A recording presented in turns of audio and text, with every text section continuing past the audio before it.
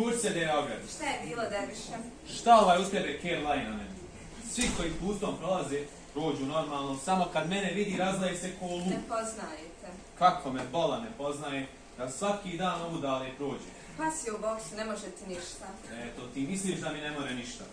Znaš ti da dođe Salih, čuje ovaj lavež. Pa šta? Čuj pa šta. On jede pekmez napolj pred kućom, a polijenje, pa sav pekmez iznese sa sobom da se ne vraća stop tu kuću. Kada ovaj tukmez džeponogi zaleje, on brže bolje pola pekmeza sakrije dok ja ne stignem.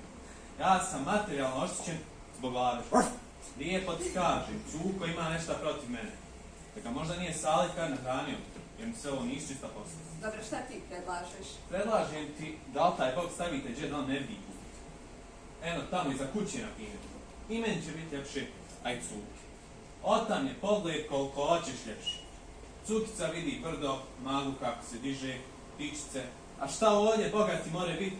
Put i dva jarka i pođi kojeg prolaznika koji se zdeve nad svojim mukama, jadnom Cukici ne obrati ni sa cuki.